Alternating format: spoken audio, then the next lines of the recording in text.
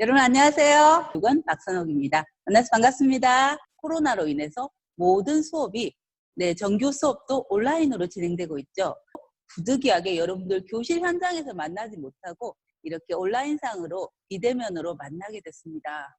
우리 1학년 학생들은 입학식도 제대로 못하고 모든 수업을 온라인으로 진행하다 보니까 여러 가지 불편하고 어려운 점이 많을 줄 압니다. 조금 더 재밌고 유익하게 하려고 비록 온라인 공간이지만 오프라인의 많은 장점을 활용해서 선생님이 일방적인 강의 형식이 아니라 패널 선생님도 모시고 또 여러분들이 함께 할 수 있는 다양한 프로그램을 준비해 봤습니다. 백문이 불여일견이라고 오늘 어떤 수업을 진행할지 한번 수업 내용을 살펴본 이후에 본격적으로 수업을 진행해 보도록 하겠습니다. 가장 먼저 여러분의 고정관념을 깨트리고 사고력을 키울 수 있는 퀴즈를 한번 풀어볼 것이고요. 두 번째는 여러분이 현재 중학교 1학년이 될 때까지 살아가는, 여러분이 삶을 살아가는 이 출발지, 근원지가 있습니다. 여러분의 출발지가 어디인지 찾아보고요. 또 보이지 않지만 여러분의 소중한 마음의 밭에다가 어떤 씨앗을 심어서 어떤 열매를 거둘 것인지 실제 실화 인물을 한번 만나볼 겁니다. 마음의 밭에 부정과 어둠의 씨앗을 심은 한 비행기 조종사의 실제 이야기입니다. 이 루비츠라는 사람의 마음 안으로 여러분들이 들어가서 여러분이 루비츠라면 어떤 선택을 할지 한번 상상을 해보고 마음의 그림을 그려보는 시간입니다. 그리고 인간은 누구나 양면성을 가지고 있습니다. 평상시에는 나타나지 않는 모습이 어떤 특수한 상황이 벌어지면 여러분의 본연의 모습과 다른 그런 나쁜 모습들이 간혹 돌출되곤 합니다.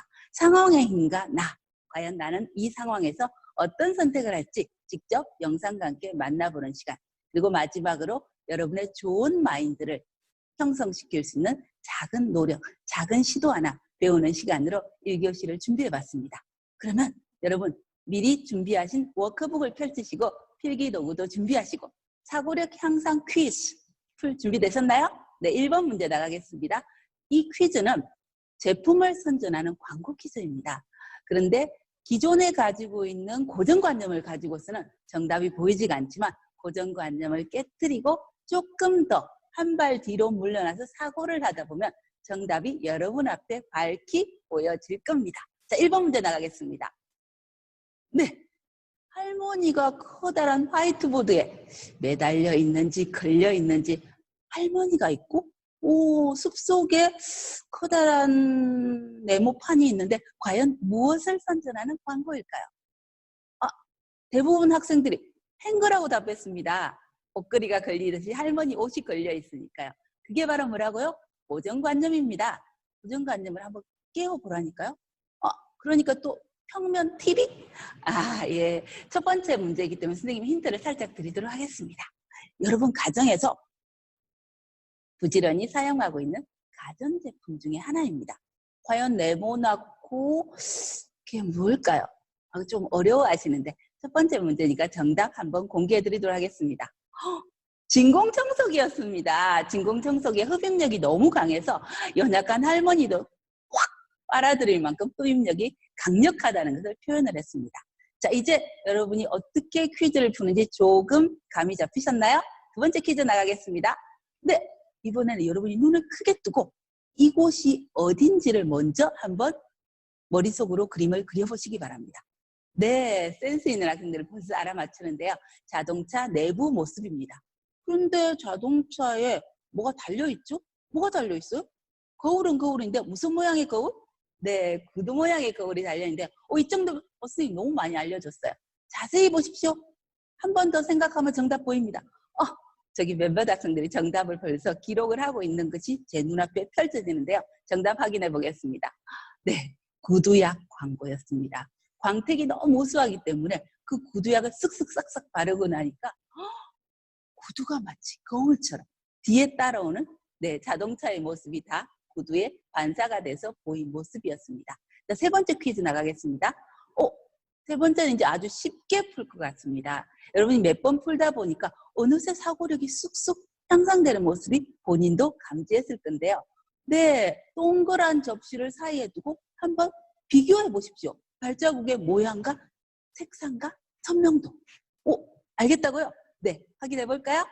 네, 바로 고양이 애완동물 사료였습니다.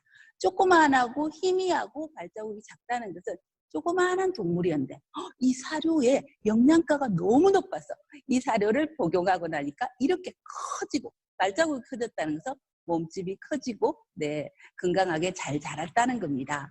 와, 여러분들 굉장히 어느새 사고력이 쑥쑥 향상된 게 한눈에 보이는데 마지막으로 문제 하나 더 풀어보도록 하겠습니다. 이번에는 뭐예요? 옥의 전광판인데요. 어떤 사람? 뭐 헐크예요? 분노 조절 장애예요? 이빨로 뭘 뜯고 있어요?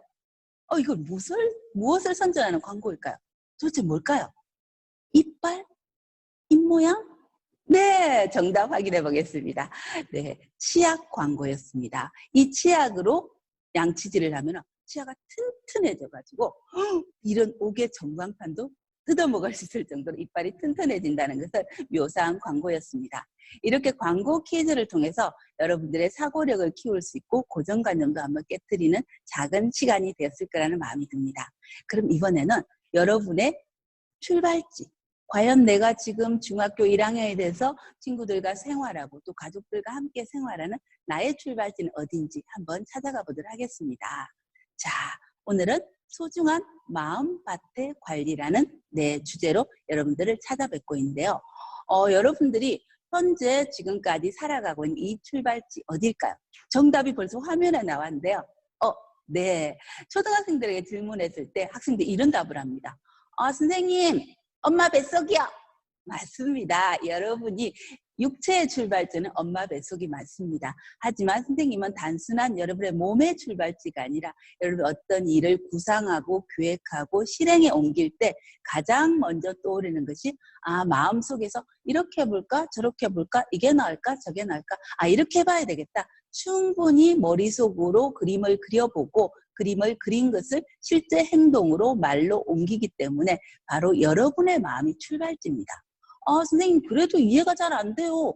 왜 마음이 출발지예요? 그래서 여러분의 이해를 돕기 위해서 제가 여러분을 모시고 특별히 자연 생태 여행을 한번 떠나보도록 하겠습니다. 짜잔! 뭐가 나왔어요? 이게 뭘까요? 어떤 학생들은 자라요 하는데 자라가 아니라 이제 갓 알에서 부화한 거북이의 모습입니다. 새끼 거북이가 이제 모래구덩이에서 나와서 눈도 채 뜨지 못한 채 어디론가 부지런히 은금은금 기어서 가고 있습니다. 어디를 향해 가고 있을까요? 네, 출생지인 바다를 향해 가고 있는 모습입니다. 성인 거북이는 한 번에 알을 낳을 때 많게는 150개, 적게는 100개 정도의 알을 낳습니다. 그리고 이 알을 어디다가 보관을 하냐면요. 바닷속에 모래를 깊숙이 파고 그 속에 알을 집어넣고 다시 모래를 덮고 그러면 따뜻한 햇빛이 강력하게 내리쬐면서 모래가 달구어지면 그 열기로 인해서 시간이 지나면 이렇게 아기 거북이들이 태어나게 됩니다. 태어난 거북이들이 일제히 바다를 향해 가는데 그 여정이 결코 순탄치만 않습니다. 끼룩 어디선가 배고픈 갈매기들이 날아와서 등껍질이 단단한 물론 새끼 거북이니까 아직 연한지 모르겠습니다. 통째로 꿀꺽 삼켜버립니다. 그리고 아직 눈을 채 뜨지 못했기 때문에 여기가 육지인가 여기가 바다인가 방향 감각도 없이 이래저래 왔다 갔다 하는 거북이들을 그만 벌러덩 뒤집어져서 제대로 일어나지도 못해서 햇볕에 말라 죽기도 합니다. 아이고 이를 어째. 그러다가 겨우 엉금엉금 기어서 바다까지 가는 길에 파도가 확 힘으로 오면서 파도에 휩쓸려서 죽는 거북이도 생기고 겨우겨우 어떻게 바다까지 도착했는데 천적 물고기가 냉큼 삼켜 먹기도 하고 그래서 결국은 살아남는 거북이는 한 마리 내지 두 마리에 불과합니다. 그래서 그 한 마리가 살아서 다음 생태계를 이어가곤 하죠. 자, 한 번 더 다음 기회로 그림 볼까요? 이번에는 민들레 홀씨가 마구마구 멋지게 흩날리는 장면을 포착한 겁니다. 여러분, 저 민들레 한 송이에는 홀씨가 과연 몇 개가 달려있을까요? 저도 정확한 개수는 세어보지 않았지만 아마도 많은 숫자가 달려있는 것으로 알고 있습니다. 그런데 저 홀씨들이 다 땅에 심겨져서 다음 세대의 민들레로 다시 피어날까요? 아니죠. 어떤 홀씨들은 그냥 바람에 흩날려서 날려가 보기도 하고 또 어떤 것들은 짐승의 밥이 되기도 하고 어떤 것들은 물에 떠내려가기도 하고. 그래서 몇몇 가지만 심기어져서 민들레로 다시 피어나곤 합니다.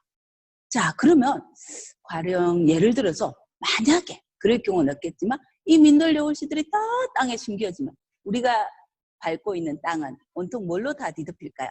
그렇죠. 온통 민들레로 뒤덮여서 다른 식물들이 주거할 수 있는 공간은 없어지고 사라지고 말 겁니다. 그럼 앞서 봤던 거북이들이 그 아래서 부화한 100개, 150개가 다 살아서 생존해서 마지막까지 바다에 도착을 한다면 아마도 바다는 거북이 천지로 바뀌고 생태계 균형은 깨어지고 말 겁니다. 그런데 선생님, 왜 우리의 출발지 마음에 대해서 얘기한다고 해놓고서는 무슨 자연 시간도 아닌데 왜 거북이 알이랑 민들레 옷이랑 무슨 상관이 있어요? 왜 그런 얘기를 해주세요? 그런 의아한 마음이 드는 친구들이 있을 건데 선생님이 한번 얘기해 주도록 하겠습니다. 바로 민들레 홀씨랑 거북이 알은 여러분들 또 제 마음 안에 하루에 생겨나는 생각에 빗대어서 표현한 겁니다. 심리학자들이 말씀하시기를 사람은 하루에 5만 가지 이상의 생각을 한다고 합니다. 여러분 안에도 하루에 뭐 기쁘다, 슬프다, 짜증났다, 속상했다, 또 이거 해볼까? 저거 해볼까? 게임 한번 해볼까? 쇼핑 갈까? 뭐 이런저런 생각 많이 하지만 여러분이 생각하는 모든 것을 지금 당장 행동으로, 여러분의 말로 표현하진 않습니다. 거북이 알이 생겨났다가 먹혀버리고 죽는 것처럼 또 민들레 홀씨가 몇몇 가지만 심기어는 것처럼 여러분 안에 생겨나는 생각들도 어떤 것들은 생각이 금방 사라져버리기도 하고 어떤 것들은 잠시 마음 안에 뭐 10분, 15분 머물러 있다가 또 금세 사라지기도 하고 어떤 생각들은 하루 반나절쯤 내 마음 안에 머물러 있다가 또 어느새 슬그머니 사라지기도 하고 그럼 어떤 생각이 여러분을 지배할까요? 가장 강력하고 힘있는 생각들이 살아남아서 지금 현재 여러분의 모습을 결정짓고 여러분 삶에 영향을 끼치는 겁니다. 그래서 여러분이 지금 살아가고 있는 모습을 보면 저 학생이 평소에 어떤 것에 관심을 갖고 어떤 것을 유심해서 생활하고 있구나 것을 한눈에 알 수가 있습니다. 왜냐하면요. 사람의 마음은 씨를 뿌려 갖고는 밭과 같습니다. 마음의 밭에 어떤 씨를 심느냐에 따라서 여러분의 삶의 모습은 결정되게 마련입니다. 자, 농부가 땅에 씨를 심는 대로 열매를 거두는 것처럼 여러분 마음 안에 긍정의 씨앗, 소망의 씨앗을 심는 사람은 삶 속에서 그런 열매가 맺혀질 것이고요. 반대로 부정과 어두움과 이런 나쁜 씨앗을 심는 사람은 그런 열매들이 맺힐 수밖에 없습니다. 또한 사람의 마음은 거울과도 같습니다. 거울에 내 모습이 적나라하게 그대로 노출이 되는 것처럼 사람의 마음의 거울에도 어떤 모습을 비춰주고 반사해 주느냐에 따라서 그 사람의 마음의 모습이 결정이 되고 삶의 모습 또한 결정이 되기 마련입니다. 자, 그럼 오늘은 특별히 한 사람을 얘기해 줄 건데요. 실제 이야기입니다. 한국 사람 아닙니다. 바로 이 사람은 소중한 마음의 밭에다가 심지 말아야 될 부정과 어두움의 씨앗 또 그 마음의 거울에다가 최악의 아주 극최대로 나쁜 그런 시나리오를 비춰준 불운의 인물입니다. 한번 만나보겠습니다. 누굽니까? 이 사람의 이름 앞에 따라다니는 아주 끔찍한 수식어구가 있습니다. 죽음의 비행기 조종사 루비츠. 아니 도대체 사람 이름 앞에 무슨 이런 끔찍한 이름이 수식어구가 따라붙게 되었을까요?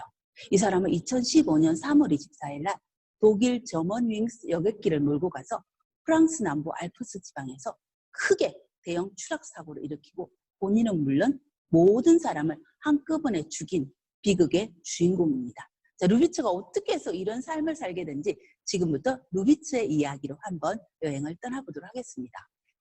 여러분들 중에 혹시 꿈이 비행기 조종사가 있는지 모르겠습니다. 루비츠는 여러분보다 더 어렸을 때 초등학교를 다니기 전부터 꿈이 비행기 조종사가 되는 게 꿈이었습니다. 비행기 조종사가 되려면 공부도 잘해야 되겠지만 체력적 분도 구비가 돼야 됩니다. 그래서 루비츠는 열심히 운동도 하고 공부도 한 끝에 드디어 원하던 꿈을 이루었습니다. 근데 주로 여러분도 알다시피 비행기 조종사는 하늘에서 생활하기 때문에 1년에 2차례씩 반드시 필수적으로 거쳐야 될 관문이 있습니다. 그것은 정기 건강검진을 통해서 치아에 이상은 없는지 또 시력에 이상은 없는지, 청력에 이상은 없는지, 각가지 신체에 이런 결격 사유가 있는지 조사하는 일을 받게 되어 있었습니다. 루비츠가 정기 검진일이 되어서 병원에 갔는데 깜짝 놀라요. 정말 이럴 때 하늘이 무너진다는 표현을 하죠. 그런 결과를 통보를 받게 되었습니다. 다른 과에서는 아무 이상이 없었는데 안과에 갔는데 의사 선생님이 루비츠 씨, 당신 최근에 시야가 흐릿하게 보인다든지 뭔가 사물이 겹쳐 보이는 이상 징후가 없었나요? 아니요, 그렇지 않았는데요. 이상하다. 다시 한번 더 검진해 보겠습니다. 그리고 마지막한 목소리로 얘기를 하는 겁니다. 루비츠 씨, 당신은 지금 시력이 급속도로 떨어지고 있어요. 이 상태로 계속 진행한다면 한 6개월 이후면 당신은 아마도 실명할 수도 있을 것 같아요. 네? 여러분이 루비츠라면 어떤 마음이 들겠어요? 내가 비행기 조종사인데 앞을 못 본다. 말도 안 되죠. 저는 그 의사의 말을 다 신뢰할 수 없을 것 같아요. 사람인 이상 오진할 수 있잖아요. 루비츠도 마찬가지였습니다. 그래서 또 다른 병원 두드렸습니다. 결과가 어땠을까요? 동일한 검진 결과가 나왔습니다. 루비츠의 마음에 그때부터 어둠의 그림자, 암흑의 그림자가 드리우기 시작했습니다. 뭐라고? 내가 앞을 못 본다고? 내가 비행기 조종을 못한다고? 그런 인생 상상도 하기 싫어. 끔찍해. 비행기 조종을 못할 바야. 차라리 죽는 게 낫겠어. 싫어. 사람의 마음에 뿌려진 그 씨앗은 땅에 심기운 씨앗이 그냥 그대로 가만히 있는 것이 아니라 묘목이 자라고 새싹이 돋고 나무가 자라고 열매를 맺는 것처럼 루비츠 마음에 있는 어둠의 씨앗은 점점점 붉어지고 구체화된 어둠의 열매가 맺히기 시작했습니다. 그런데 잠깐 돌려 생각해보면 여러분, 물론 많은 수는 아니지만 이 세상에 살아가고 있는 사람들 중에 선천적으로 앞을 못 보게 태어나는 사람도 있습니다.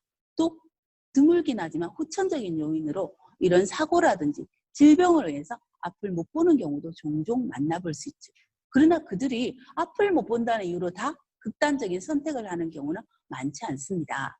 조물주가 사람을 만들 때 한쪽 신체 기관이 발달이 덜 되면 또 다른 쪽에 더 발달되게 해서 또 다른 목표를 향하고 꿈을 향해 살 수 있도록 모든 조건을 구비해 놓았습니다. 그러나 루비츠는 앞을 못 본다는 그 생각 하나가 강력하게 그 사람의 마음을 지배하면서 그 마음의 거울에다가 최악의 시나리오, 나는 소경이 됐어, 내 꿈도 못 이뤘어, 이렇게 살 바야 죽는 게 낫겠어, 그 시나리오를 계속해서 비춰주면서 그 마음은 어두움으로 가득 자리 잡게 된 겁니다. 그런데 이 사람의 마음에 자리 잡은 어두움은 그대로 멈춘 것이 아니라 처음에는 나 혼자 죽어버려야 되겠어. 근데 그 생각이 자라나서 나 혼자 죽는 거 너무 억울해. 내가 없는 이 세상에 무슨 존재 이유가 뭐가 있겠어. 그럴 바야 차라리 다 죽어버리는 거야. 나도 죽고 다 죽는 거야. 어떻게 죽이지? 그래, 내가 가장 원하는 비행기를 멋지게 몰고 가서 한번 비행을 멋지게 하고 나도 죽고 다 죽어버리는 거야. 끔찍한 시나리오를 구상을 하고 마음에 품고 실제로 이제 행동으로 옮기기 시작했습니다. 인터넷을 검색하고 책을 조사하고 어떻게 하면 깜짝까지 속여서 비행기를 몰고 가서 그냥 추락시킬까 연구한 끝에 드디어 그날이 왔습니다. 2015년 3월 24일 날 루비츠는 스페인의 바르셀로나를 출발해서 독일의 디셀도르프로 가는 비행기 어먼윙스 여객기 부기장으로 탑승을 하게 된 겁니다. 근데 여러분, 비행기는 자동 항법 장치에서 착륙과 이륙 시에만 조종사가 조종을 하고 나머지는 컴퓨터 프로그램에 의해서 자동으로 출발지와 목적지를 입력하면 그대로 운행을 하게 돼 있습니다. 비행기가 안전하게 디셀도르프 공항을 향해서 출발을 하게 됐습니다. 그러자 루비츠가 갑자기 기장님에게 한마디 건네는 겁니다. 기장님, 굉장히 눈이 충혈되고 피곤해 보이시는데 잠시 차도 한 잔 마시시고 좀 쉬세요. 여긴 제가 다 감당하도록 하겠습니다. 루비츠 안 돼. 괜찮아. 괜찮아. 아니에요, 기장님. 제가 이제 1년차, 2년차 초보 아닙니다. 저도 베테랑입니다. 제가 알아서 다 할 테니까 잠시 쉬었다 오세요. 재차 3차 권한을 통해 알았어. 그럼 루비츠 자네에게 잠깐 맡기고 갔다 오겠냐고 기장이 출입문을 열고 나가는 순간 루비츠가 어디를 향해 갔을까?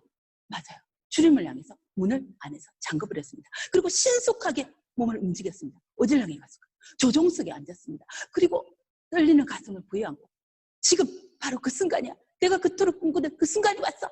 그리고 비행기의 하강 스틱을 잡고 두 눈을 지그시 감고 한 번 꽉 눌렀습니다.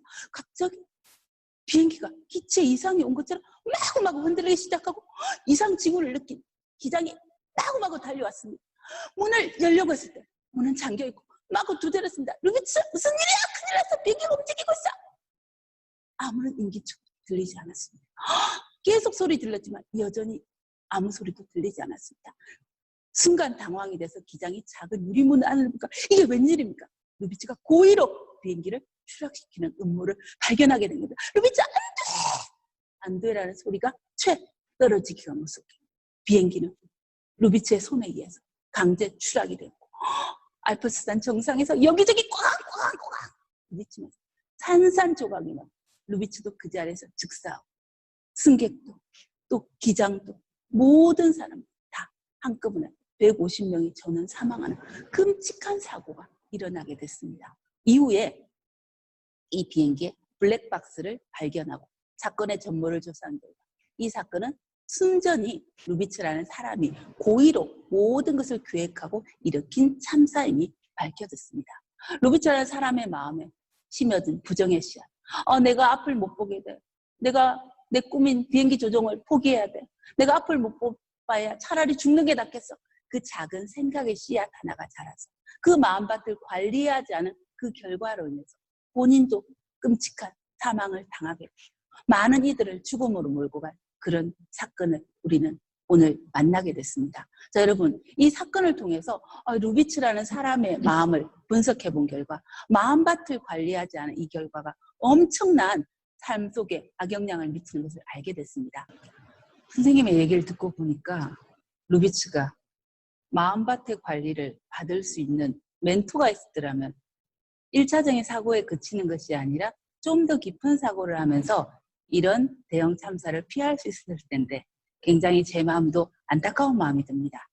자, 그럼 이 시간에는 여러분들도 루비츠와 같은 그런 나쁜 일, 악은 저지르지 않겠지만 사람은 누구나 평상시에 볼 수 없었던 특수한 상황에 처해지면 여러분이 평소에 보지 못했던 굉장히 악한 모습들이 드러나기 마련입니다. 자, 이 시간에는 상황의 힘과 나, 여러분도 특수 상황에서 어떤 행동을 하는지 먼저 영상을 보신 후에 또 이야기를 잠시 이어가도록 하겠습니다.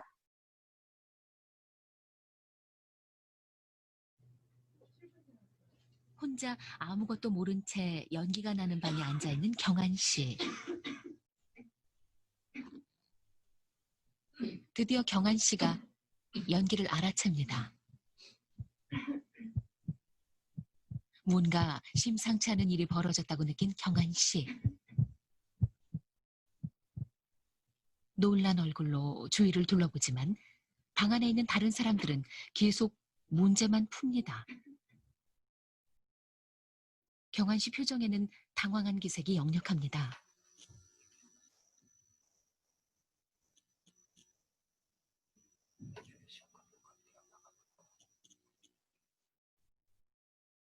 옆 사람에게 말을 걸어보지만 별 반응이 없자 다시 고개를 숙이고 문제를 풉니다. 결국 경한 씨는 10분이 다 가도록 끝내 방에서 뛰쳐나오지 못합니다. 이후 이 실험은 4번이나 되풀이됐습니다. 그러나 놀랍게도 결과는 똑같았습니다. 실험에 참가한 사람들은 연기를 알아챈 순간 당황한 표정을 보이지만 이내 주위의 반응을 살피다가 다시 문제를 풀었습니다. 결국 예정된 10분이 다 지나 실험이 종료될 때까지 이 방을 나온 사람은 아무도 없었습니다. 10분이 지나고 더 이상 지켜볼 수 없는 상황. 제작진은 화재 경보음을 울리고 학생들을 밖으로 탈출시킵니다. 숨막히는 연기 속에서 그들은 무슨 생각을 하고 있었을까요? 연기가 이렇게 나는데 왜 가만히 있으셨어요?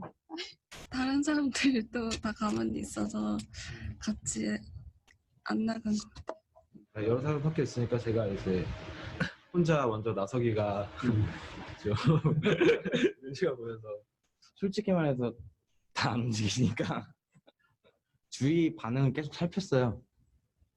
왜 반응을 안 하지? 다른 사람들이 안 움직이는 한은 이거는 위급 상황이 아니다라고 판단을 해버린다는 거죠. 그 정보가 굉장히 중요한 거예요. 연기가 들어오는 정보도 굉장히 중요하지만 이 상황을 판단하는데 다른 사람의 행동이 굉장히 중요해진다는 거예요. 인생에서 벌어지는 대부분의 비상사태는 해석하기 어려운 미묘한 상황에서 일어납니다. 우리가 영상을 통해서 인간이 어떤 특수 상황에 몰렸을 때 어떤 행동을 하는지를 한번 살펴보았습니다. 지금 우리 생각으로는 저 사람들 바보같이 연기가 나면 얼른 도망가야지. 왜 저러고 있어? 하지만 여러분도 그 상황에 직면하면은 아마도 비슷한 양상을 띌 거라는 마음이 듭니다. 왜냐하면 동일한 실험을 4차례나 반복했지만 대부분의 사람들이 움직이지 않고 그대로 10분이 지나도록 가만히 있었기 때문입니다. 이 상황의 힘 실험을 보면서 우리들도 학교 생활이든지 또 가정 생활이든지 크고 작은 상황의 힘에 휩쓸려서 여러 가지 어처구니 없는 선택을 하는 경우를 생각할 수가 있었습니다. 그래서 선생님이 오늘 첫 번째 시간 소중한 마음밭의 관리와 관련해서 우리 학생들이 평상시에 잘 휩쓸려가는 상황의 힘은 어떤 것이 있을까 한번 조사를 해봤습니다. 여러분을 만나기 전에 중학교 1학년, 2학년 학생들을 만나서 너희들은 요즘에 어떤 집단적인 힘에 의해서 휩쓸려가니 하고 조사를 해봤는데요. 바로 그 조사 기법 여러분들에게 살짝 공개해 드리도록 하겠습니다. 네, 바로 멀티 보팅 기법입니다. 보트라는 것은 투표하다는 겁니다. 여러분들 만약에 교실에서 만났더라면 제가 예쁜 스티커를 나눠주고 여러분들이 투표할 수 있는 권리를 부여했을 건데 지금은 그런 상황이 못 되기 때문에 선생님들이 한번 투표를 해봤습니다. 크게 3가지 항목으로 나눠졌는데요. 네, 학생들이 이것보다 많은 상황에 직면할 때가 많겠지만 대표적으로 요즘 학생들이 많이 휩쓸려가는 상황의 힘을 보니까 사이버 불링과 노모포비아, 유튜브 시청 등이 나왔습니다. 자, 하나하나씩 살펴보면요. 사이버 불링은 보이지 않는 가상 공간, 사이버 공간 안에서 일어나고 있는 여러 가지 폭력이라든지 문제 유형을 의미합니다. 제가 설명하지 않더라도 여러분들이 잘 알 건데요. 우리 학생들이 보니까 요즘에 많이 사용하고 있는 것 중에 저격글이 있었습니다. 평상시에 감정이 있거나 좀 싫어하는 사람들을 직접 대놓고 얘기하지 못하지만 보이지 않는 가상 공간의 그런 원리를 이용해서 함부로 댓글을 달고 또 그 사람을 겨냥한 그런 악성 글들을 남기는 경우들을 많이 봤습니다. 또 이거 노모포비아, 노 모바일 폰 포비아라는 이야기죠. 핸드폰이 한순간도 손에 없으면 불안해서 어쩔 줄 모르고 이거 비단 학생들만의 문제는 아닙니다. 요즘 남녀노소 누구나 이런 현상들에 만나볼 수가 있는데요. 네, 이런 현상들도 많아서 학생들이 경우에 온라인 수업도 하지만 그 수업 이외의 시간에 하루 24시간 중에 평균 7시간 이상을 폰에 매달려 있습니다. 잠자는 시간, 밥 먹는 시간, 노는 시간, 학습 시간 빼고 나면 대부분의 시간을 폰에서 놀고 있다는 결과가 나오는데요. 또 하나, 유튜브 시청입니다. 이런 학생들 많지 않겠지만요. 요즘 학생들이 음소거를 해놓은 상태에서 학습을 한다는 핑계하에 자신이 학습하지 않고 하고 싶은 게임을 한다든지 보고 싶은 영상물을 시청하는 그런 사례들 속출하고 있습니다. 여기 지금 화면을 보고 있는 학생들 중에도 선생님 내 마음 들켰다 하는 학생들이 있을지 모르겠습니다. 그래서 선생님이 이 3가지 안건을 가지고 저희들 학생들, 표본 학생들 대상으로 투표를 해본 결과 이런 결과가 나왔습니다. 네, 단연코 노모포비아가 1등을 했네요. 그리고 제가 학생들에게 질문한 결과 어떤 학생들은 사이버 불링에 대해서 자기는 높은 점수를 줬다는 얘기를 했습니다. 왜 그러니 하고 이유를 질문한 결과 결국 그 학생이 이런 답변했습니다. 대놓고 욕하고 싸우려니까 용기가 없고 당할 걸 생각하니까 무서워서 그렇게 할 수는 없어요. 하지만 사이버 공간은 보이지 않잖아요. 보이지 않는데 뭐 누가 내가 했다고 어떻게 알겠어요? 그래서 그냥 하고 말았어요. 그리고 선생님 뭐 그렇게 문제 삼아요? 이상한 눈으로 왜 저를 쳐다보세요? 누구나 다 그러는 거잖아요. 요즘에 다 그래요. 별거 아니에요. 역시 학생들이 보이지 않는 그 상황의 힘에 휩쓸려서 집단적으로 혼자 할 때는 용기가 없지만 마구잡이 다 하니까 너도 나도 하면서 휩쓸려가는 그런 경향을 만나볼 수가 있었습니다. 자, 그럼 이제 여러분들이 워크북을 펼치시면 여러분들이 이 3가지 항목 중에서 투표를 할 수 없고 여러분 각자가 점수를 매겨보시기 바랍니다. 점수는 5점에서 1점까지를 매기시고요. 여러분이 가장 많이 휩쓸리는 상황이 노모포비아든지 사이버 불링이라든지 유튜브 시청이라든지 그 항목을 기록하시고 왜 그 항목을 선정했는지 한 줄 문장으로 이유를 남기시면 되겠습니다. 네, 시간이 부족하신 학생들은 쉬는 시간에 곰곰이 생각해 보시고 그냥 섣불리 즉흥적으로 하지 마시고 오늘 수업이 깊은 사고 한 번 더 생각하는 힘입니다. 깊이 사고하시면서 여러분 마음의 밭은 어떻게 관리가 되고 있는지 살펴보시기 바랍니다. 네, 이렇게 오늘 첫 번째 시간 여러분과 함께 다양한 이야기를 가지고 소중한 여러분의 마음을 관리할 수 있는 방안들을 함께 생각해 봤습니다. 퀴즈도 풀어보고 강의도 듣고 여러분들 너무 수고 많으셨고요. 다음 시간에는 또 다른 주제로 만나볼 겁니다. 다음 시간에는 예고된 대로 도란도란 즐거운 학급 만들기 프로젝트라는 제목으로 여러분의 작은 생활 습관 하나 고치는 것부터 한번 배워보도록 하겠습니다. 여러분 수고 많으셨고 다음 시간에 또 만나 뵙겠습니다. 감사합니다.